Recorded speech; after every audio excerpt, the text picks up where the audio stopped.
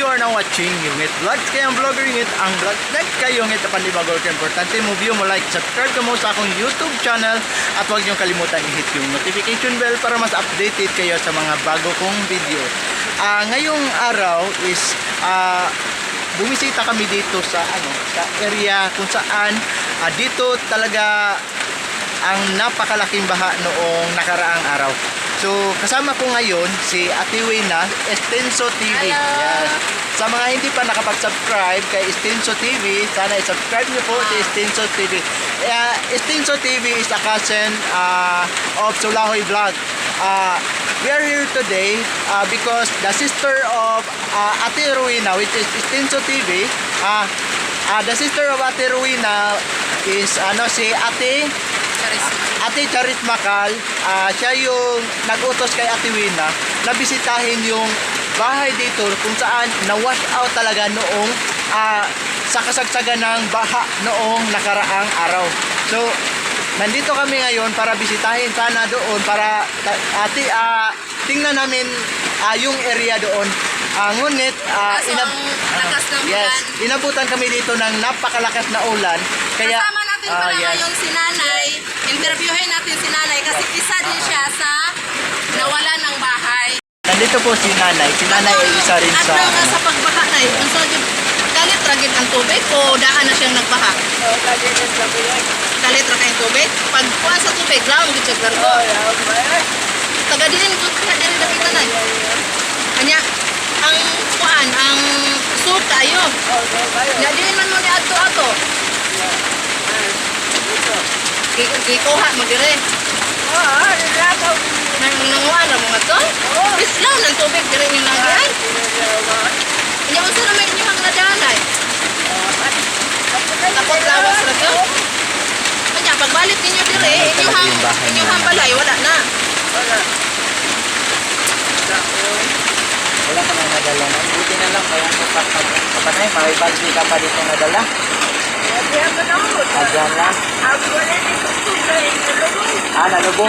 Nalubong sa kuan yun ta? Wala na ginhabi ng sirpang balay. Wala nang ginagabilin. Yan, asa naman mo kung dihanap ako? Isa inyo bisaktan diha ron. Ang gamay na lang kayong mabilin. Pero ang katong dako ninyong hatulganan, wala na yun. Yaanod yun sa baha. Ayan si Nanay guys, so tingnan niyo si Nanay. Parang maluha-luha si Nanay na nagkwento sa nangyari sa kanila dito. Yes. Napakaawa po Nanay. Si Nanay ay nadaanan namin doon ni Ate Rowena, ni Ate Estenso TV. Ngunit dito, hinihintay namin si Nanay kasi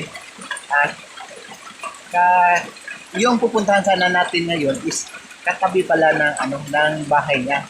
Kasama sa inanod yung bahay ni Nanay. Guys, yung isa pa na tinanungan namin saan yung na-wash out talaga na bahay. Na-wash out talaga yung bahay. Isa pala So, doon pagkatapos ng ulan, titingnan natin yung area talaga tinatayo ang bahay nila. Namin siya dito ni Yungit para ano yung pangalan? Sabayan namin siya pauwi sa kanila. Ano yung pangalan mo? Ha? Pangalan ko ba? Florencia Siguano. Florencia. Yes.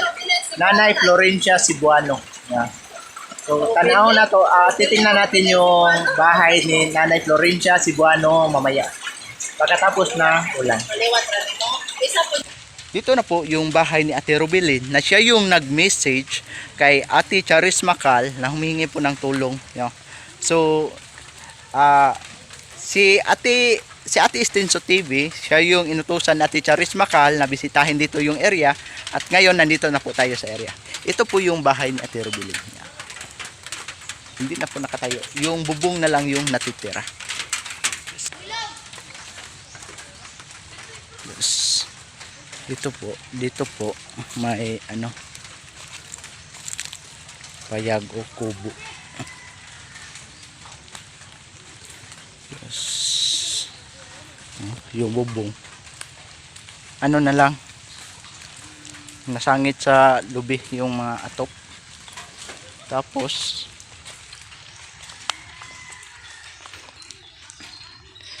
nandito pa rin si dito pa rin yung Santo Niño. Yes.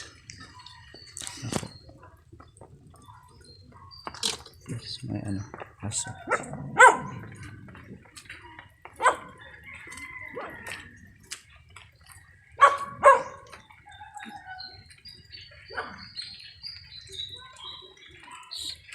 Pero hindi ito ang malaking sapa. Yung napakalaking sapa ay nandoon. Nandoon talaga. Tapos pa-curve yung ilog doon. Kaya sa lakas ng pressure at sa laki ng tubig, dito na dumadaan yung malakas na tubig. Kaya yung bahay nila ni Ate Rubilin, yes. Yung bahay na yan, sapul na sapul.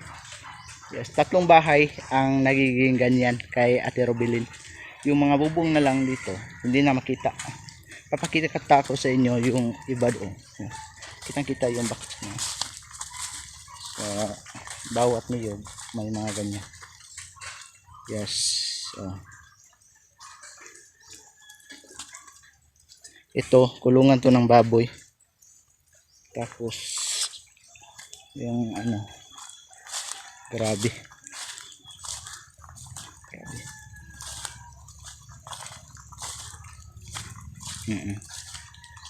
Yung tulugan nandito, yung iba wala talaga na isalba, wala dito si Ate Rubilin kaya hindi natin ma-interview. Buti sana kung nandito yung may-ari ng bahay na to para ma-interview natin.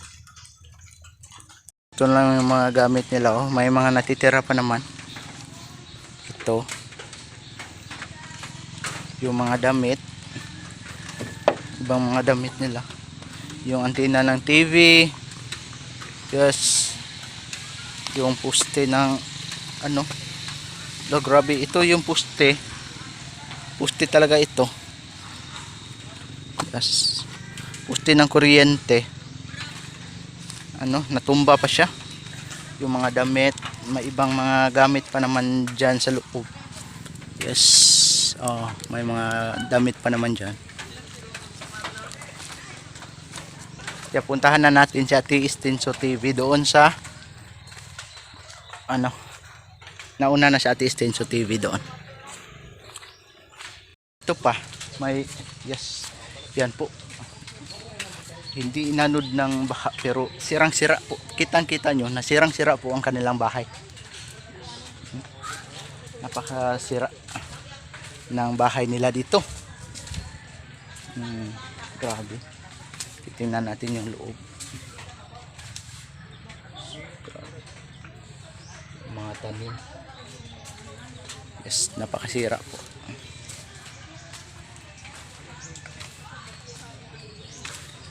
At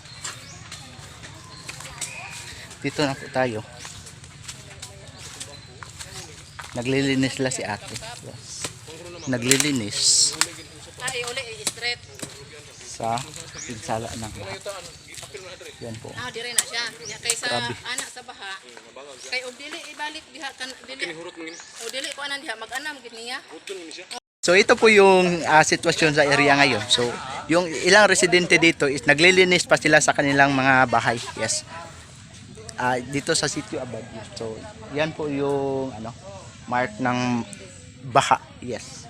Makikita yun kung gaano kataas yung tubig na tumama dito kahapon. Yes. At dito po si Kuya. Sa'yo pangalan ni mo Kuya? Si Kuya Julito is ano, yan po yung bahay niya pero hindi talaga siya diyan tumitira. Tinatayo lang niya yan para sa kanyang mga bata na estudyante dito sa lungsod. So isa rin sa sinira ng baha. Yeah. Ng baha kahapon. No? So makikita niyo yung na-deform na yung ano, yung bahay niya. Yeah. Oh, nakikita niyo in Bisaya term nagtahirig na ngadto. Yes. So yung mga anak niya is naglilinis na sa ano, sa loob. Yeah. So ang sabi ni Kuya Julito, itong ano, kubo na to, dito na to kahapon. Yeah, dito na to kahapon. Tapos binabalik lang nila doon pagkatapos ng baha. Yes, pagkatapos ng baha. Binabalik lang nila dito. Yeah. So nandito na po si ano, si Ate Extenso TV. Yes. Hi. So papauwi na kami ni Ate Extenso TV. Yes. Uulitin ko, pumupunta lang kami dito kasi si Ate Estinso TV ay nautusan ni Ate Charis Macal na i-check yung area sa bahay ni Ate Rubilin. So kitang-kita po natin na sirang-sira po yung bahay ni Ate Rubilin. So baka Pinakita na lang din namin yung yeah. area dito ng mga kapitbahay ni Ma'am Rubilin kasi sila dito lahat magkakamag-anak lang. Yung area sa ano. So may plano na po si Ate Charis Macal, ngunit kulang pa yung budget. Yeah. So kulang pa, baka makahanap pa tayo ng ibang tutulong kay Ate Rubilin. Sana may mga mabubuting loob. So sa gustong magbigay ng kahit kunting tulong para kay Ate Rubilin, para sa bahay ni Ate Rubilin, para pandagdag po sa kay Ate, makipag-coordinate po tayo kay Ate Charis Macal. So sa gustong magbigay po ng kahit kunting tulong para kay Ate Rubilin, pwede po kayong mag-message sa Facebook page ko po, Yungit Vlogs, YOU-NGIT. So kapangalan lang ng channel ko sa YouTube channel ko. At pwede rin kayong mag-message sa may Facebook page ka rin tayo, Estinso TV. yes, may Facebook page rin si Ate Estinso TV. Pwede rin kayong mag-contact directly kay may message kay Ate Estinso TV.